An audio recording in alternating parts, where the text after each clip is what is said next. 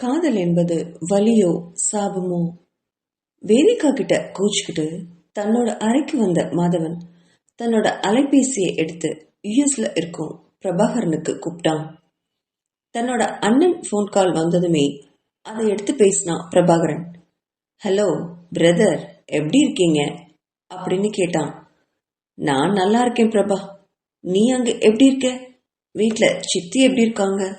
கல்பனா அத்தையும் லதாவும் நல்லா இருக்காங்களா அப்படின்னு கேட்டான் மாதவன். அதை கேட்ட பிரபாகரன் ஒரு சிறிய பெருமூச்சு விட்டபடி, இங்க எல்லாரும் நல்லா தான் இருக்காங்க பிரதர். நான் தான் இந்த லதா கிட்ட மாட்டிட்டு முழிக்கிறேன்.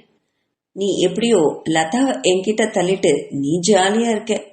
இங்க அவகிட்ட நான் படுற பாடு எனக்கு தானே தெரியும் அப்படின்னு சொன்னான் பிரபாகரன். அதை கேட்ட மாதவன் வாய்க்குள்ள சிரிச்சுப்படி, நீ தானடா லதா வேணும் லதா வேணும்னு என்கிட்ட போராடிட்டு இருந்த. உனக்கு தான் இப்போ லதா கிடைச்சிட்டாலே, அப்புறம் என்னடா அப்படின்னு கேட்டான் மாதவன். எங்க கிடைச்சா? நீங்க கட்டின தாலிய இப்ப வரைக்கும் லதா கழட்டவே இல்லை, அது தெரியும் தானே உங்களுக்கு அப்படின்னு திருப்பி கேட்டான் பிரபாகரன். அதை கேட்ட மாதவனுக்கு கொஞ்சம் வருத்தம் இருந்தாலும், இன்னுமா அதை கழட்டாம வச்சிருக்கா? நீ அவகிட்ட பேசு பிரபா. என்னோட வாழ்க்கை வேதிகா கூட தான். இனி எதுக்காகவும் லதா என்னோட மனைவியா ஆகவே முடியாது. அவளுக்கு அதை தெளிவா சொல்லு. கோர்ட்டுக்கு போய் டிவோர்ஸ் வாங்குறதா இருந்தாலும் நான் ரெடியா இருக்கேன் அப்படின்னு சொன்னான் மாதவன். அதுக்கு பிரபாகரன், அதெல்லாம் வேண்டாம் பிரதர். கோர்ட்டுக்கு போய் அனாவசியமா எதுக்கு மற்றவங்களுக்கு மனசெல்லாம் கஷ்டப்படுத்தணும்? எல்லாத்துக்குமே அது அலைச்சல் தானே. அங்க இந்தியாவுக்கு இனி லதாவை நான் கூட்டிட்டு வரணும். இதெல்லாம் தேவையில்லாத பிரச்சனை. நான் எவ்வளவோ தடவை அவளுக்கு சொல்லிட்டேன் பிரதர். ஆனா அவதான் பிடிவாதமா அதை கழட்டவே மாட்டேங்கிறா. அவளுக்காக எத்தனை வருஷம் ஆனாலும் நான் காத்துட்டு இருக்க தயாரா தான் இருக்கேன். இருந்தாலும் நீங்க கட்டின தாலியை கழுத்துல போட்டுட்டு இருக்கவள என்னால மனைவியா எப்படி ஏத்துக்க முடியும் அப்படின்னு வருத்தத்தோட கேட்டான் பிரபாகரன். அதை கேட்ட மாதவனுக்கும் கொஞ்சம் வருத்தமா தான் இருந்தது. சரி பிரபா, மறுபடியும் ஒரு தடவை அவகிட்ட நான் வேணா பேசி பார்க்கட்டுமா அப்படின்னு கேட்டான் மாதவன். அதெல்லாம் வேணாம் பிரதர், நானே பார்த்துக்கிறேன். இனி அவகிட்ட கொஞ்சம் நான் ஹாஷா தான் பிஹேவ் பண்ண போறேன். அவகிட்ட கெஞ்சி கொஞ்சிட்டு இருந்தா வேலையே ஆகாது. இனி கொஞ்ச நாள்ல எனக்கும் லதாவுக்கும் கல்யாணம்னு உங்களுக்கு கல்யாண பத்திரிக்கை வரும் அப்படின்னு உறுதியோட சொல்லியபடி தன்னோட அலைபேசியை அணைச்சான் பிரபாகரன். பிரபா தன்னோட அலைபேசியை அணைச்சிட்டு நிமிரவும் தன்னோட அலுவலக அறை கதவை லதா தட்டிட்டு உள்ள வர்றதுக்கும் சரியா இருந்தது. லதாவை இங்க அழைச்சிட்டு வந்து கிட்டத்தட்ட 5 வருஷம் முடிஞ்சு போச்சு. அவளை இங்க வர வைக்கிறதுக்கு அவன் பட்ட பாடு அவனுக்கு தான் தெரியும். பிரபா, இந்த கான்ட்ராக்ட்காரங்க இன்னும் நம்மளுக்கு பணம் அனுப்பவே இல்லை. கொஞ்சம் இதை என்னன்னு நீங்க போன் பண்ணி கேட்டு பாருங்களேன் அப்படின்னு சொன்ன லதாவை உற்று கவனிச்சான். வரும்போது கொஞ்சம் ஒல்லியா இருந்த லதா இந்த 5 வருஷத்துல நல்லாவே சதை போட்டிருந்தா.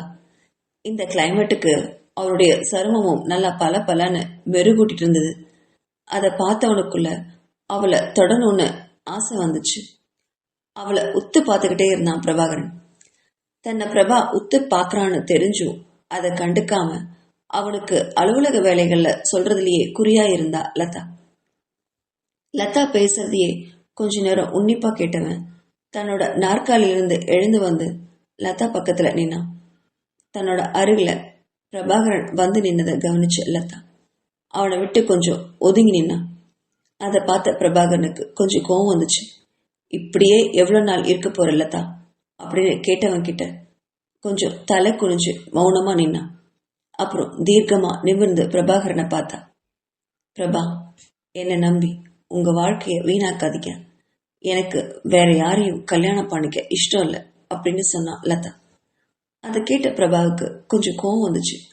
இப்படி விருப்பமே இல்லாத ஒருத்தர் கட்டின தாலியை வச்சுக்கிட்டு இப்படி உன் வாழ்க்கைய எவ்வளவு நாள் வேஸ்ட் பண்ணிக்க போற அப்படின்னு கோவத்தோட கேட்டான். விருப்பம் இருந்து கட்டினாரும் விருப்பம் இல்லாம கட்டினாரும் தாலி தாலிதானே. அதை நான் எப்படி கழட்ட முடியும்? நம்மளுடைய கலாச்சாரம் என்ன ஆறுது அப்படின்னு கேட்டா லதா. அதை கேட்ட பிரபாகரன் வாய் விட்டு சிரிச்சான். என்னது கலாச்சாரமா அப்படின்னு ஒரு மாதிரி கேட்டவன் லதா உற்று கவனிச்சா. அவனுடைய பார்வையில ஏதோ வித்தியாசத்தை உணர்ந்த லதா, ஏன், நம்முடைய கலாச்சாரப்படிதானே நான் தாலி கட்டியிருக்கேன். புருஷன் உயிரோடு இருக்கும்போது தாலியை நான் எப்படி கட்டுவேன்? அவருக்கு நான் வேண்டாம்னு முடிவு பண்ணியிருந்தா இந்நேரம் அவர் டிவோர்ஸ் கேட்டிருப்பாரு இல்லையா? அவர் இப்ப வரைக்கும் என்கிட்ட டிவோர்ஸே கேட்கலையே. அப்படின்னா அவருக்கு இன்னும் நான் மனைவி தானே அப்படின்னு திருப்பி கேட்டா அவளை பார்த்து பரிதாபப்பட்டான் பிரபாகரன். ஆனா இத்தனை வருஷங்கள்ல அவகிட்ட கெஞ்சி கூத்தாடி பார்த்துட்டான். ஆனா அவ தாலிய கழட்டிய பாடில்ல. மாதவனுடைய வாழ்க்கை வேதிகாவோட தான். இவ இடையில புகுந்து வேதிகாவோட வாழ்க்கையில பாதிப்பை உண்டாக்கிடுவாளோன்னு என்னைக்குமே பயந்துகிட்டே இருந்தான் பிரபாகரன். அதுக்கு ஒரே வழி, இவ கழுத்துல இருக்கிற மாதவன் கட்டின தாலிய இவளே கழட்டணும். அதுக்கு என்ன வழி அப்படின்னு யோசிச்சுட்டு இருந்தவன், இனி இவகிட்ட கெஞ்சி பிரயோஜனமே இல்லை. இவ பண்ற தவறுகளை சுட்டி காட்டித்தான் ஆகணும். குழந்தைக்கு மருந்து கொடுக்கறது மாதிரிதான், முதல்ல கசக்கதான் செய்யும். அப்புறம் நம்ம 2 பேர்த்தோட வாழ்க்கையும் நல்லா இருக்கணும்னா இதை செஞ்சுதான் ஆகணும்னு முகத்தை கடுமையா வச்சுக்கிட்டு மருந்தை கொடுக்கணும்னு முடிவு பண்ணி தன்னோட முடிவை சொன்னான் பிரபாகரன். இங்க பாரு லதா, நீ கழுத்துல கட்டியிருக்கிய ஒரு தாலி, அது திருட்டு தாலி அப்படின்னு சொன்னான் பிரபாகரன் பல்ல கடிச்சுக்கிட்டு. அவன் சொன்ன அந்த திருட்டு தாலியில அதிர்ந்து போய் பிரபாகரனை முறைச்சு பார்த்தா. என்னது திருட்டு தாலியா? நான் என்ன மாதவனை ஓடி போயா கல்யாணம் பண்ணிக்கிட்டேன்? முறைப்படி எல்லார் முன்னாலேயும் தான் இந்த தாலியை நான் கட்டிக்கிட்டேன். அப்படி இருக்கும்போது இது எப்படி திருட்டு தாலி ஆகும் அப்படின்னு திருப்பி கேட்டா. அதை கேட்ட பிரபாகரன், ஏண்டி நீ எதுவும் சொல்லலைன்னா எனக்கு எதுவும் தெரியாதுன்னு நினைச்சிட்டு இருக்கியா அப்படின்னு கேட்டவன் அவளை நோக்கி ஒரு அடி எடுத்து வச்சான். பிரபாகரன் தன்னை நோக்கி நெருங்கி வர்றத கண்ட லதா கொஞ்சம் பின்னோக்கி நடந்தா. அதை பார்த்த பிரபாகரன், ஏண்டி திருட்டுத்தாலி, இந்த தாலிய நீ பொய் சொல்லி தானடி கட்டிக்கிட்ட, என்னோட அண்ணனை ஏமாத்தி தானடி கட்டிக்கிட்ட அப்படின்னு கோவத்தோட கேட்டபடி லதாவுக்கு பக்கத்துல வந்துட்டே இருந்தான் பிரபாகரன். அதை பார்த்த லதா, என்ன உளறீங்க, நான் பொய் சொல்லி மாதவனத்தை கல்யாணம் பண்ணிட்டான் அப்படின்னு கேட்டவளை, பொய் சொல்லி தானடி கட்டிக்கிட்ட, கேன்சர்னு பொய் சொல்லி தானடி என்னோட அண்ணன் கையிலேருந்து இந்த தாலியை நீ வாங்கின. பொய் சொல்லி தாலி வாங்கினா அதுக்கு பேரு திருட்டு தாலி தானடி அர்த்தம். அப்போ நீ திருட்டு தாலி வாங்கினவ தானே அப்படின்னு விடாப்படியா கேட்டான் பிரபாகரன். அதை கேட்டவ அரண்டு போய் பிரபாகரனை பார்த்தா. இந்த விஷயம் இவனுக்கு எப்படி தெரிஞ்சது? இந்த ரகசியம் தனக்கும் தன்னோட அம்மாவுக்கு மட்டும்தான் தெரியும், இவனுக்கு எப்படி தெரிஞ்சது அப்படின்னு மிரண்டு விழிச்சா. அதை பார்த்த பிரபாகரன், இங்க பாருடி, இன்னும் உனக்கு 10 நாள் டைம் தரேன். அதுக்குள்ள இந்த திருட்டு தாலிய ஒரு கோயில் உண்டியில போட்டுடு. நான் கற்ற தாலிய சந்தோஷமா வாங்கிட்டு என் கூட குடும்ப நடத்துற வழிய பாரு அப்படின்னு மிரட்டினான். அந்த மிரட்டலை கேட்ட லதாவுக்கு கோபம் அதிகமா வந்துச்சு. இங்க பாருங்க, தேவையில்லாத மிரட்டல் எல்லாம் என்கிட்ட வேண்டாம். அப்படியெல்லாம் என்னால தாலியை கழட்ட முடியாது. அப்படியே கழட்டினாலும் உங்க கையால தாலியை கட்டிக்கவே மாட்டேன் அப்படின்னு பிடிவாதமா நின்னான்.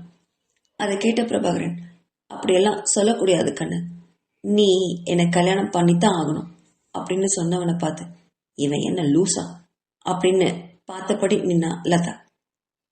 அவ பார்வையில அர்த்தம் புரிஞ்ச பிரபாகரன் அவ எதிரில ரொம்பவே அருகில் வந்து நின்னான். அவன் நின்ற விதம் லதாவுக்கு பயம் குளிராக பிறந்துச்சு. இவன் என்ன தன்னை பார்த்தபடி இப்படி நிக்கிறானே அப்படின்னு நினைச்சவன் அவனையுமே பார்த்துட்டு இருந்தான். இங்கே பாருடி லதா, நான் சொன்னதுபடி நீ 10 நாள்ல இந்த தாலியை கழட்டிட்டு என் கையால நீ தாலி கட்டிக்கணும். என்னோட மனைவியா நீ வாழ்ந்தே ஆகணும். அப்படி இல்லாம போனா உன்னோட பாஸ்போர்ட் விசா எல்லாமே என்கிட்ட இருக்கிறத மறந்துடாத. 10 நாள் கழிச்சு உன்னோட முடிவை நீ என்கிட்ட சொல்ற. என்னோட மனைவியா நீ இருக்க சம்மதிச்சினா இந்த சொத்துக்களை எல்லாம் அனுபவிச்சுட்டு என் கூட சந்தோஷமா வாழலாம். இல்ல என்னை கணவனா ஏத்துக்க முடியாது அப்படின்னு நீ சொன்னா இந்த நிமிஷமே இந்த வீட்டை விட்டும் இந்த கம்பெனியை விட்டும் நீ போகணும். அதுவும் உன்னோட அம்மாவை கூட்டிட்டு. அதுக்கப்புறம் என்கிட்ட இருந்து உனக்கு எந்த உதவியும் கிடைக்காது. பாஸ்போர்ட் விசா அப்படின்னு எதுவுமே எதிர்பார்க்காத. அதை எதுவுமே நான் உனக்கு கொடுக்க மாட்டேன். இந்த இடத்த விட்டு நீ வெளியில போனினா நடுத்தருவில் தான் நீ நிக்கணும். கண்டவனும் வந்து உன் மேல கை வைப்பான். எனக்கு மட்டும் மனைவி ஆகணும்னு நினைச்சு நான் உன்னை என்னை கல்யாணம் பண்ணிக்க சொல்லி கேட்கிறேன். இல்ல நீ என்னை கல்யாணம் பண்ணிக்க மாட்டேன் அப்படின்னு சொன்னா நீ இந்த வீட்டை விட்டு வெளியில போயிடு. உங்க அம்மாவை எப்படி காப்பாத்தியோ அது உன்னோட இஷ்டம். ஒருத்தன் கிட்ட மட்டும் படுத்து உன்னோட வாழ்க்கைய சந்தோஷமா வாழ போறியா, இல்ல இந்த வீட்டை விட்டு வெளில போய் 10 பேர் கூட படுத்து உன்னோட அம்மாவை காப்பாத்த போறியா? முடிவை நீயே பண்ணிக்கோ அப்படின்னு சொன்னான். என்னோட அண்ணன் கட்டின தாலிய உன் கழுத்துல இருக்கிற வரைக்கும் என்னால உன்னை தொட முடியாது. 10 நாள்ல இந்த தாலியை கழட்டிட்டு என் முன்னாடி வந்து நிக்கணும். அந்த நிமிஷமே உன்னை நான் என்னோட மனைவியா ஏத்துக்கிறேன். அதை விட்டுட்டு வேற முடிவை நீ பண்ணினா இங்கிருந்து நீ நிரந்தரமா வெளில போக வேண்டி வரும் அப்படின்னு முகத்தை கடுமையா வச்சுக்கிட்டு சொன்னான் பிரபாகரன். அவள் அதிர்ச்சியோட பார்த்துட்டு இருக்கும் போதே அவளை பார்த்து, இப்ப நீ போறாதான், 10 நாள் கழிச்சு என்னை பார்க்கவா, அது வரைக்கும் என்னோட ஆபீஸ் பக்கம் கூட நீ வந்துடாத அப்படின்னு சொல்லி அனுப்பினான். பிரபாகரன் சொன்னதை கேட்டு நம்பவே முடியாம அந்த அறையை விட்டு வெளில போனா லதா. பிரபாகரன் அறையிலிருந்து வெளில வந்த லதா ஒரு கால் டாக்ஸிய பிடிச்சுக்கிட்டு பிரபாகரன் வீட்டுக்கு தன்னோட அம்மாவை பார்க்கறதுக்கு போனான். போற வழியில 5 வருஷத்துக்கு முன்னாடி நடந்த நிகழ்வுகளை மனசுல நினைச்சபடியே போனா லதா. அன்னைக்கு மருத்துவமனையில உமா அட்மிட் ஆன 2 நாட்கள்ல சுஜாதாவும் பிரபாகரனும் அங்க வந்திருந்தாங்க. பிரபாகரனை பார்த்த அடுத்த வினாடி லதாவுக்குள்ள பெரிய அதிர்ச்சி உண்டாச்சு. ஏன்னா அவளுக்கு கல்யாணம் ஆறக்கு 4 வருஷத்துக்கு முன்னாடி ஒரு தடவை பிரபாகரன் இந்தியா வந்தப்போ அவளை கல்யாணம் பண்ணிக்கிற மாதிரி கேட்டிருந்தான். அப்போ மாதவனை அவ காதலிச்சிட்டு இருந்ததுனால அவனை மறுத்து விட்டிருந்தா லதா. அன்னைக்கு அவன் இந்தியா விட்டு போனவன் தான். அதுக்கப்புறம் அவ இன்னைக்குதான் பிரபாகரனை பாக்குறான். பிரபாகரனும் லதாவை தான் பார்த்துக்கிட்டே மருத்துவமனைக்குள்ள நுழைஞ்சான். அவன் பார்த்த பார்வையில லதா ஒரு குற்ற உணர்வோடு தலை குனிஞ்சு நின்னான். லதாவை முறைச்சபடியே உமாவை பார்க்க போனான். அறையை விட்டு வெளில வந்த பிரபாகரன் மாதவன் கிட்டையும் ராஜாங்கத்துக்கிட்டையும் தான் கல்பனா அத்தையும் லதாவையும் யுஎஸ்கே அழைச்சிட்டு போறதா சொன்னான். அதை கேட்ட ராஜாங்கத்துக்கு நிம்மதி வந்துச்சு. ஆனா லதாவுக்கும் கல்பனாவுக்கும் இதுல சம்மதமே இல்லை. லதா அப்போ மறுத்து பேச வாய் எடுத்தப்போ பிரபாகரன் முறைச்ச முறைப்பில்ல தன்னோட வாயை மூடிக்கிட்டு அமைதியா நின்னான். அதுக்கப்புறம் லதாவையும் கல்பனாவையும் தனியா அழைச்சு பேசினான் பிரபாகரன்.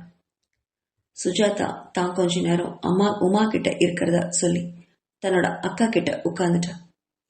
2 பேரையும் தனியா அழைச்சு பேசின பிரபாகரன் கல்பனா கிட்ட, அத்தை, இப்போ இருக்கிற சூழ்நிலையில நீங்க இங்க இருக்கிறது நல்லதே இல்லை. கொஞ்ச நாளைக்கு என் கூட வந்து இருங்க. அதுதான் இப்போதைக்கு எல்லாருக்குமே நல்லதா இருக்கும் அப்படின்னு சொன்னான். ஆனா கல்பனாவும், அது எப்படி தம்பி, இது என்னோட தம்பி வீடு, இங்க இருக்க எல்லா உரிமையும் எனக்கு இருக்கு. உங்க வீட்டுல எனக்கு என்ன உரிமை இருக்கும்? நீங்க என்னோட அண்ணியோட தங்கச்சி பையன், தூரத்து உறவு. உங்க வீட்டுல எவ்வளவு நாளைக்கு எங்களால தங்க முடியும்? அது மட்டும் இல்ல தம்பி, லதா மாதவனுடைய பொண்டாட்டி. அப்படி இருக்கும்போது அவ எப்படி உங்க வீட்டுல வந்து தங்க முடியும் அப்படின்னு கேட்டா கல்பனா. கொஞ்ச நேரம் மௌனமா இருந்தான் பிரபாகரன். அதுக்கப்புறம் கல்பனாவை நிமிர்ந்து பார்த்து, இங்க பாருங்க அத்தை, லதாவை மாதவன் பொண்டாட்டியா ஏத்து பாருன்னு இப்போமா நீங்க நம்பிட்டு இருக்கீங்க? அவருக்கு லதாவுக்கு முன்னாடியே கல்யாணமாயி ஒரு குழந்தையும் இருக்கு. இப்போ உங்களுக்கு உங்க பொண்ணுடைய வாழ்க்கைக்கு மாதவன் பதில் சொல்ற நிலைமையில இல்ல. மாதவனுக்கு உங்க பொண்ணு 2வது மனைவி. முதல் மனைவி உயிரோடு இருக்கும்போது 2வது கல்யாணம் பண்றது சட்டப்படி குற்றம். நீங்க எந்த கோர்ட்டுக்கு போனாலும் மாதவனுக்கு மனைவி அப்படிங்கிற ஸ்தானத்தை லதா வாங்கவே முடியாது. அது மட்டும் இல்ல, வேதிகாவுக்கு ஒரு குழந்தை கூட இருக்கு. எனக்கு தெரிஞ்சு லதாவுக்கும் மாதவனுக்கும் எந்த உறவுமே இருக்கிறதா எனக்கு தெரியல. அப்படி இருக்கும்போது நீங்க எப்படி மாதவன் கிட்ட உங்க பொண்ணோட வாழ்க்கைக்காக போராடுவீங்க? அது மட்டும் இல்லாத, இப்போ உமா பெரியம்மா இருக்கிற நிலைமையில இங்கிருந்து அவங்க கூட சண்டை போட்டுட்டு இருக்கிறதுக்கு கொஞ்ச நாளைக்கு என் கூட வந்துருங்க. உமா பெரியம்மா சரியானதுக்கு அப்புறமா நம்ம இத பத்தி பேசி முடிவு பண்ணலாம். நல்லா யோசிச்சு பாருங்க. இங்கேயே இருந்து இவங்களுக்கு நீங்க தொந்தரவா இருக்க போறீங்களா, இல்ல என் கூட வந்து அங்க யுஎஸ்ல சந்தோஷமான வாழ்க்கைய வாழ போறீங்களா? நீங்களே முடிவு பண்ணிக்கோங்க அப்படின்னு சொல்லி அங்கிருந்து போனான் பிரபாகரன். கல்பனாவுக்கும் பிரபாகரன் சொல்றது இப்போ சரியாவே பட்டுச்சு. இப்ப இருக்கிற சூழ்நிலையில உமா கிட்ட தன்னோட தம்பி கிட்ட சண்டை போட்டுட்டே இருக்க முடியாது. கொஞ்சம் விலகிதான் இருந்து பார்க்கலாமே. தன்னோட பொண்ணுக்கு இனி மாதவன் கிட்ட எந்த வேலையும் இல்லை. நம்ம எந்த கோர்ட்டுக்கு போனாலும் இந்த திருமணம் செல்லாதுன்னு தான் சொல்லுவாங்க. ஒருவேளை யுஎஸ்க்கு போனா தன்னோட பொண்ணோட வாழ்க்கை வேறு வாழ்க்கை அமைய கிடைக்கவும் வாய்ப்பு இருக்கு இல்லையா அப்படின்னு நினைச்ச கல்பனா லதா கிட்ட திரும்பி, நம்ம போலாம் லதா, இங்கே இருக்க வேணாம் அப்படின்னு லதாவையும் சமாதானம் செஞ்சு யுஎஸ்க்கு அழைச்சிட்டு வந்தா கல்பனா. லதா இங்க வந்த புதுசுல ரொம்ப சிரமப்பட்டா. ஆனா பிரபாகரன் தன்னோட அலுவலகத்திலேயே தனக்கு பர்சனல் செக்ரட்டரி வேணும்னு அவனை ட்ரெயின் பண்ணி வேலைக்கு அமர்த்திக்கிட்டான். தன்னோட அம்மாவுக்கும் பிரபாகரன் வீட்டிலேயே இடம் கொடுத்திருந்தான் பிரபாகரன். அதனால அவன் மீது நல்ல மரியாதை ஏற்பட்டிருந்துச்சு. ஆரம்ப காலத்துல நல்ல நண்பனா பழகினவன் ஒரு வருஷம் கழிச்சு முதல்ல அவனுடைய ஆசைய தான்கிட்ட மறுபடியும் சொன்னான். ஒரு நாள் ஆபீஸ்ல ஏதோ ஃபைல மூழ்கி வேலை செஞ்சுட்டு இருந்தவகிட்ட பிரபாகரன் வந்து பேசினான். லதா அப்படின்னு கூப்பிட்டவன நிமிர்ந்து பார்த்தா.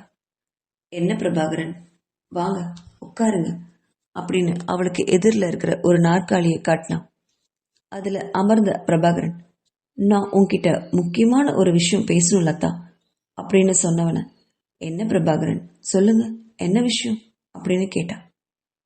நான் உனக்கு யூஎஸ்க்கு எல்லாம் செட்டில் ஆயிடுச்சா, ஒன்றும் பிரச்சனை இல்லையே, இங்க எல்லாம் நல்லா தானே இருக்கு அப்படின்னு கேட்டான் பிரபாகரன். எனக்கு ஒரு பிரச்சனையும் இல்லை பிரபா. இன்னும் சொல்ல போனா இந்த வீட்டில் இருந்ததை விட இங்க ரொம்ப நிம்மதியாகவும் பாதுகாப்பாகவும் உணர்றேன். எனக்கு இங்க ரொம்ப பிடிச்சிருக்கு. உங்களுக்கு தான் நான் ரொம்ப நன்றி சொல்லணும். நான் அங்க இருந்திருந்தா என்னோட பொறாமை குணம்தான் அதிகமா ஆயிருக்கும். இப்போ விலகி வந்தது எனக்கு ரொம்ப நிம்மதியா இருக்கு அப்படின்னு மனமார்ந்த நன்றி சொன்னா லதா. அதை கேட்ட பிரபாகரனுக்கு கொஞ்சம் சந்தோஷமா இருந்தது. இதுதான் சமயம்னு தன்னோட ஆசையை சொன்னான் பிரபாகரன். இப்படியே எவ்வளவு நாளைக்கு இருக்க போற லதா, நீ இன்னொரு கல்யாணம் பண்ணிக்கலாம் இல்லையா அப்படின்னு கேட்டவன கண்கள் விரிச்சு பார்த்தா. இன்னொரு கல்யாணமா? வேணாம் பிரபா, மாதவனை நான் ரொம்ப காதலிச்சேன். அதனாலதான் அவரை 2ஆம் தரமா கல்யாணம் பண்ணிக்கிட்டேன். என்னைக்கு இருந்தாலும் அவர் மனசு மாறும்னு நம்பிட்டு இருக்கேன். என்னதான் அவருக்கு முதல் மனைவி இருந்தாலும் என் கழுத்துலயும் அவர் தொட்டு தாலி கட்டியிருக்காரு இல்லையா, அந்த கடமை அவருக்கு இருக்கு இல்லையா, கண்டிப்பா அவர் என்னை தேடி ஒரு நாள் வருவாரு அப்படின்னு நம்பிக்கையோட சொன்னா லதா. அதை கேட்ட பிரபாக் கொஞ்சம் கோவமும் எரிச்சலும் வந்துச்சு. அதெல்லாம் நடக்கவே நடக்காது லதா. மாதவன் வேதிகா அண்ணிய ரொம்ப காதலிக்கிறாரு. அப்படி இருக்கும்போது உன்னை தேடி எப்படி வருவாரு? இன்னும் சொல்ல போனா டிவோர்ஸ் தான் மாதவன் கேட்டாரு. நான் தான் கோர்ட்டெல்லாம் போக வேண்டாம், லதா கிட்ட எப்படியாவது சமாதானமா பேசி அவ கழுத்துல இருக்கிற தாலிய கழட்ட வைக்கிறேன்னு சொன்னேன் அப்படின்னு சொன்னான் பிரபாகரன். அதை கேட்ட லதாவுக்கு கட்டுக்கடங்காத கோவம் வந்துச்சு. உடனே தன்னோட நாற்காலிலிருந்து விருட்டுன்னு எழுந்தா. யாரை கேட்டு இந்த மாதிரி வாக்குறுதி எல்லாம் மாதவனுக்கு கொடுக்குறீங்க? என் கழுத்துல இருக்கிற தாலிய நான் கழட்டுறேன்னு உங்ககிட்ட எப்பவாவது சொன்னேனா? இல்ல நான் வேற யாரையாவது கல்யாணம் பண்ணிக்க ரெடியா இருக்கேன்னு உங்ககிட்ட வந்து சொன்னேனா? எதை வச்சு இப்படியெல்லாம் வாக்குறுதி கொடுக்குறீங்க அப்படின்னு கோவத்தோட கத்தினான். அதை கேட்ட பிரபாகரன், இது ஆபீஸ், இங்க எதுக்கு நீ இவ்வளவு சத்தம் போடுற? நீ கொஞ்சமாவது மாறி இருப்பேன்னு நினைச்சேன். நீ சத்தம் போட்டு உன்னோட மரியாதையை நீயே கெடுத்துக்காத. இப்ப நான் என்ன தப்பா சொல்லிட்டேன்? உனக்கு விரும்பாத ஒரு புருஷனோட எப்படி உன்னால வாழ முடியும்? நீ நினைச்சிட்டு இருக்கிறது எவ்வளவு பெரிய முட்டாள்தனம். அவன் கட்டின தாலியை சுமந்துக்கிட்டு உன்னோட வாழ்க்கையை நீயே வீணடிக்க போறியா அப்படின்னு கோவமா கேட்டான் பிரபாகரன். அவன் கேட்ட கேள்வியில கொஞ்சம் சந்தேகம் வந்து பிரபாகரனை உத்து பார்த்தா லதா. சோழியின் குடுமி சும்மா ஆடுமா? அவளுடைய பார்வையை உணர்ந்த பிரபாகரன் ஒரு வினாடி தலை குனிஞ்சு அதுக்கப்புறம் நிமிர்ந்து பார்த்தான். லதா, நான் வெளிப்படையா சொல்றேன், நான் இன்னும் உன்னை ரொம்ப காதலிக்கிறேன். மாதவன் கட்டின தாலியை கழட்டிட்டு என்னை கல்யாணம் பண்ணிக்கும்.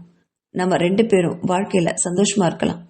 இதுதான் எல்லாருக்குமே ரொம்ப நல்லது அப்படின்னு சொன்னான் பிரபாகரன். அதை கேட்ட லதா, ச்சே, இப்படியெல்லாம் பேச உங்களுக்கு வெக்கமா இல்ல? தயவு செஞ்சு இங்கிருந்து வெளில போயிடுங்க பிரபா. என் மேல கத்த வைக்காதீங்க இனிமேல். நீங்க இப்படியெல்லாம் பேசுறது எனக்கு சுத்தமா பிடிக்கல. நான் உங்க அண்ணனோட மனைவி, அதை மனசு வச்சுட்டு பேசுங்க அப்படின்னு சொன்னவளை முறிச்சு பார்த்தான் பிரபாகரன். என்னது, என்னோட அண்ணன் மனைவியா? முட்டாள், என்னோட அண்ணன் தான் உன்னை என்கிட்ட அனுப்பி வச்சிருக்கான். முதல்ல அதை புரிஞ்சுக்கோ. உன்னோட மரமண்டைக்கு எப்போ இது புரியுதோ அப்பதான் உன்னோட வாழ்க்கையும் என்னோட வாழ்க்கையும் உருப்படும் அப்படின்னு கோவமா கத்திட்டு போனான் பிரபாகரன். அதுக்கப்புறம் இன்னைக்கு வரைக்கும் எவ்வளவோ பேசி பேசி முயற்சி பண்ணிட்டு இருக்கான் லதாவை கல்யாணம் பண்ணிக்கிறதுக்காக. ஆனா லதா விடாப்படியா முடியாதுன்னு மறுத்துட்டு வரா. ஆனா இன்னைக்கு அவன் எல்லாம் மீறிட்டான். தனக்கே அவன் கெடு கொடுத்துருக்கான். அவனை கல்யாணம் பண்ணிக்கணுமா இல்லைன்னா இந்த வீட்டை விட்டு வெளில போகணுமா? இப்போ என்ன பண்றது அப்படின்னு யோசிச்சுப்படி தன்னோட அம்மாவை தேடி அவளோட அறைக்கு போனான் லதா. அலுவலக வேலையில தன்னோட மகளை இந்த நேரத்துல தன்னோட அறையில எதிர்பார்க்காத கல்பனா திகைச்சு போனான். என்னடா லதா, என்னாச்சு? நீ காலையில ஆபீஸ்க்கு பிரபாகரன் கூட தானே போனேன். எப்பவுமே சாயங்காலம் தானே திரும்பி வருவேன். என்ன இன்னைக்கு சீக்கிரமே வந்துட்டேன் அப்படின்னு கேட்ட கல்பனாவை ஓடி போய் அழுதுகிட்டே கட்டிப்பிடிச்சா லதா. தன்னோட மகள் தன்னை கட்டிட்டு அழறத பார்த்த கல்பனாவுக்கு அதிர்ச்சி வந்தது. அவன் முதுக தடவி கொடுத்தபடி, என்னாச்சு லதா, ஏன் இப்படி அழற? ஆபீஸ்ல ஏதாவது பிரச்சனையா? பிரபாகரன் ஏதாவது உன்னை திட்டினாரா அப்படின்னு கேட்டவகிட்ட பதில் எதுவுமே சொல்லாம அழுதுகிட்டே இருந்தா. தன்னோட மகள் அழுது முடிக்கட்டும்னு காத்துட்டு இருந்தா கல்பனா. கொஞ்ச நேரம் கழிச்சு தன்னோட அம்மாட்டிருந்து பிரிஞ்ச லதா ஒருவாறு தன்னை சமாளிச்சுக்கிட்டு தன்னோட அம்மா கிட்ட பிரபாகரன் பேசினதை விலக்கி சொன்னான். அதை கேட்ட கல்பனாவுக்கு அதிர்ச்சி ஏற்படல. அவ இது ஒரு வகையில எதிர்பார்த்துட்டு தான் இருந்தா. அவளுக்குமே லதா கழுத்துல இருக்கிற மாதவன் கட்டிய தாலிய லதா இன்னுமே போட்டுட்டு இருக்கிறது அவளுக்கே பிடிக்கல. ஆனா அத அவ சொன்னா லதா கோவப்படுவான். இத்தனை வருஷமா பேசாம இருந்தா கல்பனா. 5 வருஷம் ஆயும் மாதவன் இவளை 2ஆம் தாரமா கூட ஏத்துக்கவும் மாட்டான். அப்படி இருக்கும்போது இந்த தாலி 5 வருஷமா சுமந்துக்கிட்டு மாதவன் வருவான்னு நம்பிட்டு இருக்கிறது எவ்வளவு பெரிய முட்டாள்தனம். தன்னோட பொண்ணோட வாழ்க்கை இப்படியே நாசமாகணுமா? எவ்வளவோ முறை மனசுல வேதனையோட நினைச்சிட்டு இருந்தா கல்பனா. அவளுக்கு பிரபாகரனை ரொம்ப பிடிக்கும். நல்ல பையன். அவனுமே லதாவை விரும்புறத கல்பனா இங்க வந்த சில நாட்கள்லயே தெரிஞ்சுக்கிட்டா. பிரபாகரன் எதிர்காலத்துல தன்னோட மகளை மாத்திருவான் அப்படின்னு நம்பினா கல்பனா. ஆனா லதாவும் தாலிய கழட்டவே முடியாம தவிக்கிறா. பாவம், அவளும் தான் என்ன செய்வா அப்படின்னு நினைச்ச கல்பனா லதாவை பார்த்து, நீ இப்போ என்ன பண்ணலான்னு முடிவு பண்ணிருக்கேன் அப்படின்னு கேட்டா. அது எனக்கே தெரியலம்மா. என்னால இந்த தாலியெல்லாம் எப்படி கழட்ட முடியும்? அது தப்பு இல்லையா அப்படின்னு கேட்டவள பரிதாபமா பார்த்தா லதா. நீ மாதவனை உயிருக்குயிரா விரும்பினதுனாலதான் உனக்கு பொய்யெல்லாம் சொல்லி இந்த கல்யாணத்தை நான் பண்ணி வச்சேன் லதா. மாதவனுடைய முதல் மனைவி வராம இருந்திருந்தா கூட எப்பேற்பட்டாவது மாதவன் கூட உன்னை வாழ வைக்க முயற்சி பண்ணிருப்பேன். ஆனா மாதவனுக்கு அவனுடைய முதல் மனைவி மேலதான் ஆசை இருக்கும் பொழுது அவன் திரும்பி வருவான்னு நீ எதிர்பார்க்கிறது இந்த உலகத்திலேயே முட்டாள்தனமா உனக்கு தெரியலையா லதா அப்படின்னு கேட்ட அம்மாவை விழிகள் விரிச்சு பார்த்தா. அப்போ இப்போ என்னம்மா பண்றது? அதுக்காக இந்த தாலியை கழட்டிட்டு அவருடைய தம்பியவே நான் எப்படிம்மா கல்யாணம் பண்ணிக்க முடியும் அப்படின்னு கேட்டா. இப்போ உனக்கு பிரச்சனை என்ன லதா? இந்த தாலியை கழட்டுறதா இல்ல மாதவனுடைய தம்பிய கல்யாணம் பண்ணிக்கிறதா? வெளிப்படையா சொல்லு லதா அப்படின்னு கல்பனா கேட்க அவளுமே குழம்பி போய் நின்னா. மகள் இப்படி குழம்பி போய் நிக்கிறத பார்த்த கல்பனா கொஞ்சம் யோசனைக்கு அப்புறம், சரி லதா, நான் ஒரு யோசனை சொல்றேன், நீ அதை செஞ்சு பாரு. அதுக்கப்புறம் உனக்கே என்ன முடிவு பண்ணலாம்னு தோணும் அப்படின்னு சொன்னவகிட்ட, என்னம்மா சொல்லுங்க அப்படின்னு கேட்டான். நீயே மாதவனுக்கு ஒரு தடவை ஃபோன் பண்ணி பேசலாத்தா, அப்பதான் இந்த கேள்விகளுக்கெல்லாம் உனக்கு விடை கிடைக்கும் அப்படின்னு சொன்ன கல்பனாவை திகைச்சு போய் பார்த்தா. நான் மாதவன் கூட பேசி 5 வருஷம் ஆச்சுமா. இப்போ திடீர்னு கால் பண்ணா அவர் தப்பா நினைக்க மாட்டாரா அப்படின்னு கேட்டா. இதுல தப்பா நினைக்க என்ன இருக்குல்லத்தா? இது உன்னுடைய வாழ்க்கை. மாதவன் அவனுடைய வாழ்க்கைய சந்தோஷமா வாழ்ற மாதிரி நீ உன்னோட வாழ்க்கைய சந்தோஷமா வாழ வேண்டாமா? நான் சொல்றத கேளு லதா. மாதவனுக்கு ஃபோன் பண்ணு, அவன்கிட்ட நீயே பேசு. இந்த தாலிய என்ன பண்றதுன்னு அவன்கிட்ட நீ கேளு. அவன் என்ன பதில் சொல்றானோ அதுபடி நடந்துக்கோ, அவ்வளவுதானே, அங்க பிரச்சனையே முடிஞ்சிடுமே அப்படின்னு சொன்னா கல்பனா. கல்பனா சொன்ன யோசனை லதாவுக்கு பிடிச்சுதான் இருந்தது. சரிம்மா அப்படின்னு சொன்னவ உடனே மாதவனுக்கு அலைபேசியில கூப்பிட்டா. அவள் அழைச்ச நேரம் இந்தியாவில் இரவு நேரம் அப்படிங்கிறத அவள் மறந்து போயிட்டான். லதா ஃபோன் நம்பரை போட்டுட்டு ரிங் வந்த உடனே தான் அவளுக்கு இந்தியாவில் இப்போ நைட்டு அப்படிங்கிறதே நினைவுக்கு வந்துச்சு. ஐயோ, கட் பண்ணிடலாமா அப்படின்னு யோசிக்கும் போதே அந்த பக்கம் ஃபோனை எடுத்தான் மாதவன். ஹலோ அப்படின்னு மாதவன் சொன்ன அந்த குரல்ல கொஞ்சம் தயங்கி நின்னா லதா. ஹலோ ஹலோ அப்படின்னு மாதவன் 2 தடவை அழைச்சதுக்கு அப்புறம் தான் சுயநம்பிக்கே வந்தா. ஹலோ அத்தான். அந்த அத்தானில் விழுக்குன்னு எழுந்து அமர்ந்தான் மாதவன். பக்கத்துல திரும்பி பார்த்தா. அவனுக்கு பக்கத்துல வேதிகா நல்ல உறக்கத்துல இருந்தா. மணியை பார்த்தான். மணி மணி இரவு அப்படின்னு சொல்லுச்சு. நைட்டு 1. இந்த நேரத்துல லதா எதுக்கு தனக்கு ஃபோன் பண்ணா அப்படின்னு யோசிச்சபடி அவசர அவசரமா படுக்கையிலிருந்து எழுந்த மாதவன் கதவை திறந்துக்கிட்டு அறையை விட்டு வெளில போய் பால்கனியில நின்றுட்டு, ஹலோ லதா, எப்படி இருக்கே? அத்தா நல்லா இருக்காங்களா? என்ன இந்த நேரத்துல கால் பண்ணிருக்கேன்? ஏதாவது முக்கியமான விஷயமா அப்படின்னு கேட்ட மாதவன் கிட்ட, அத்தா எனக்கு உங்ககிட்ட ஒரு விஷயம் கேட்கணும் அப்படின்னு தயங்கினபடி சொன்னவகிட்ட, என்ன லதா சொல்லு, உனக்கு என்கிட்ட என்ன கேட்கணும் அப்படின்னு கேட்டான் மாதவன். அவ மனசுல லதா ஒருவேளை விவாகரத்து கேட்கிறாளோ அப்படிங்கிற எண்ணம் இருந்தது. அப்படி கேட்டா உடனே அதுக்கு அப்ளை செய்யணும் அப்படின்னு மனசுல நினைச்சபடி, சொல்லு லதா, உனக்கு என்கிட்ட என்ன கேட்கணும் அப்படின்னு கேட்டான். அத்தான் அப்படின்னு கூப்பிட்ட லதா, முதல்ல நீங்க என்ன மன்னிச்சிடணும். நானும் அம்மாவும் உங்க குடும்பத்தை ரொம்ப கஷ்டப்படுத்திட்டோம். உமா அத்தை இப்படி இருக்க நாங்களும் ஒரு காரணம் அப்படின்னு சொன்னவகிட்ட, பழசெல்லாம் எதுக்கு லதா, இப்போ நடக்கணும்னு விதி இருந்தா அதை யாரால மாற்ற முடியும் அப்படின்னு மெதுவா சொன்னான். அவனுடைய குரல்ல வேதனையும் வலியும் இருந்ததை உணர்ந்தா லதா. அப்புறம் அத்தான் அப்படின்னு தயங்கி நிறுத்தினவகிட்ட, சொல்லு லதா, என்ன விஷயம் அப்படின்னு கேட்டான். நீங்க என் கழுத்துல கட்டின தாலிய நான் என்ன பண்றது அத்தான்? நீங்க என்ன எப்பவுமே இனி ஏத்துக்க மாட்டீங்களா அப்படின்னு ஏக்கத்தோட கேட்டவகிட்ட மாதவன் வருத்தத்தோட பதில் கொடுத்தான். இங்க பாரு லதா, உன்னோட வாழ்க்கை வேற, என்னோட வாழ்க்கை வேற. ஒருத்தனுக்கு ஒருத்தி அப்படிங்கிறது தான் நம்மளோட இந்திய கலாச்சாரம். எனக்கு வேதிக்காவை தவிர யாரையும் மனைவியா ஏத்துக்க முடியாது. நீ அன்னைக்கு கட்டாயப்படுத்தினதுனாலதான் நான் உன் கழுத்துல நான் தாலியவே கட்டினேன். அந்த தாலி உனக்கு வேண்டாம் லதா. நீ விவாகரத்து கேட்டாலும் நான் கொடுக்க தயாராதான் இருக்கேன் அப்படின்னு சொன்ன மாதவன் கிட்ட, அப்போ இந்த தாலியாத்தான் அப்படின்னு இழுத்தா. அதை கழட்டிடு லதா. அதை கழட்டி வச்சுட்டு உனக்கான ஒரு நல்ல வாழ்க்கைய தேர்ந்தெடுத்து சந்தோஷமா இரு அப்படின்னு சொன்னான் மாதவன். அத்தான், பிரபாகரன் என்ன கல்யாணம் பண்ணிக்க கேட்கிறாரு. அண்ணனை கல்யாணம் பண்ணிட்டு அந்த தாலியை கழட்டி வச்சுட்டு எப்படி அத்தான் அவருடைய தம்பிவே நான் கல்யாணம் பண்ணிப்பேன்? அது தப்பு இல்லையா அப்படின்னு அழுகையோட கேட்டா லதா. அதை கேட்ட மாதவன், தப்புன்னு நினைச்சா எல்லாமே தப்புதான் லதா. நீயே நல்லா யோசிச்சுப்பார். இந்த தாலிய நீ என்னை காதலிச்சதுனால என்னை கட்டாயப்படுத்தி கட்டியிருக்கலாம்.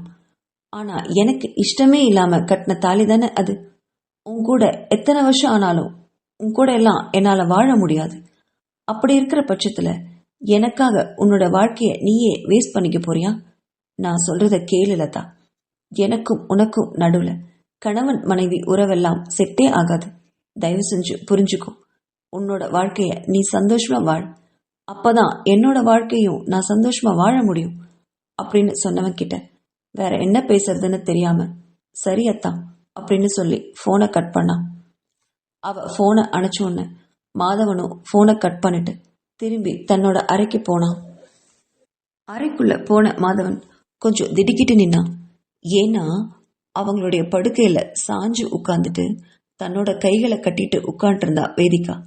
மாதவன் உள்ள வந்ததும், என்ன காதல் வசனமெல்லாம் பேசி முடிச்சாச்சா அப்படின்னு கேட்டவளை முறைச்சு பார்த்தான் மாதவன். என்னடி ஒளர்ற? காதல் வசனமா? எது பேசுறதா இருந்தாலும் யோசிச்சு பேசுடி, என்னை கோவப்படுத்தாத அப்படின்னு கோவமா கத்துனான். அவனுக்கும் இப்போ லதா கிட்ட பேசிட்டு வந்த விஷயங்கள் எல்லாம் வருத்தத்தை கொடுத்திருந்தது. அதனால தன்னோட மனைவி இப்படி குறுக்கு விசாரணை பண்றது அவனுக்கு சுத்தமா பிடிக்கல.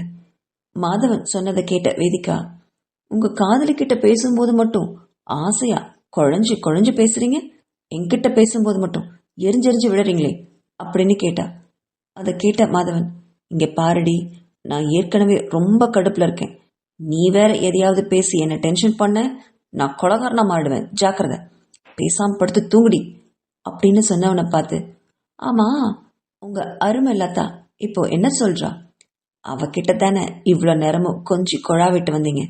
என்னதான் இருந்தாலும் அவ உங்களுக்கு ரெண்டாவது பொண்டாட்டி தானே.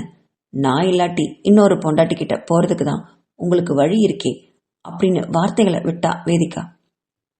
அவ பேசுறதையே மார்பின் குறுக்க கைகளை கட்டிட்டு அமைதியா வேடிக்கை பார்த்துட்டு இருந்தான் மாதவன். அவன் பார்வை பேசுடி பேசு அப்படிங்கிற மாதிரி இருந்தது. அதை பார்த்து கூட வேதிகா தன்னோட வாயை அடக்காம பேசிக்கிட்டே போனான். நான் கூட உங்களுக்கு என் மேல ரொம்ப ஆசை பாசம்னு நினைச்சேன். ஆனா இப்பதான் தெரியுது, நைட் நேரத்துல எல்லாம் உங்க ரெண்டாவது பொண்டாட்டி கிட்ட கொஞ்சி கொழாவிட்டு வரீங்கன்னு. இத்தனை வருஷமும் எனக்கு அது தெரியாமையே போயிடுச்சு. எப்போ அவளை இங்க வீட்டுக்கு கூப்பிட்டு வரதா உத்தேசம் உங்களுக்கு? நான் வேணா என் குழந்தைய தூக்கிட்டு வெளில போயிடுறேன். நீங்க உங்க ரெண்டாவது பொண்டாட்டியோட சந்தோஷமா இந்த வீட்டுல இருங்க. உங்களுக்கு அதானே வேணும். இப்போ உங்களுக்கு படுக்கைக்கு ஆள் வேணும், அப்படித்தானே? நான் வரலன்னு சொன்னதும் ரெண்டாவது பொண்டாட்டி கிட்ட போய் உங்க ஆசையை தீர்த்துக்க போறீங்க, அவ்வளவுதானே? போங்க, போய் யூஎஸ்கே போய் அவளை கூட்டிட்டு வாங்க அப்படின்னு பேசிக்கிட்டே போனான் அவன். அவ பேசுறதையே வேடிக்கை பார்த்துட்டு இருந்த மாதவன் அவ பேச பேச அவனுடைய முகம் கடும் கோவத்துல ரத்தமா சிவந்தது. கழுதைக்கு திமிரப்பாரு, பேசினா பேசிட்டே இருப்பா, பேசாம இருந்தா பேசாமையே இருந்து என்னை கொன்னுடுவா அப்படின்னு மனசுல நினைச்சுவேன். அவ்வளோ பொறாம உனக்கு இருந்தா அவளை ஏண்டி ஏன் படுக்கையில நீ படுக்க விடுற? நீயே படுக்க வேண்டியதானே அப்படின்னு திருப்பி கேட்டான் மாதவன். நான் ஏன் படுக்கணும்? அதான் உங்களுக்கு ரெண்டாவது பொண்டாட்டி இருக்காளே, அவளை கூட்டு வந்து படுக்க வச்சுக்கோங்க. எனக்கு என்ன, நான் வெளில போறேன் அப்படின்னு சொன்ன வேதிகா ஒரு தலகாணியை எடுத்துக்கிட்டு அறையை விட்டு வெளில போனான். அதை பார்த்த மாதவன் அவ கையை இறுக பிடிச்சு இழுத்து மறுபடியும் அவனுடைய படுக்கையிலே போட்டான். ஏண்டி கழுத, நானும் போனா போகுதுன்னு பார்த்தா ஓவரா பேசிட்டே போறேன். நான் ஏண்டி நீ இருக்கும்போது ரெண்டாவது பொண்டாட்டி கிட்ட போகணும்? சொல்லுடி, முதல் பொண்டாட்டி நீ குத்துக்கல்ல மாதிரி இருக்கும்போது நான் ஏன் அவகிட்ட போய் படுக்கணும் அப்படின்னு கேட்டவன் அவளை நோக்கி தீர்க்கமான முடிவோடு தன்னோட காலடிகளை எடுத்து வச்சான் மாதவன். இந்த திருப்பத்தை கொஞ்சம் கூட எதிர்பார்க்காத வேதிகா தன்னோட கணவன் தன்னை நோக்கி வர்றத பயந்தபடியே பார்த்துக்கிட்டு இருந்தா வேதிகா.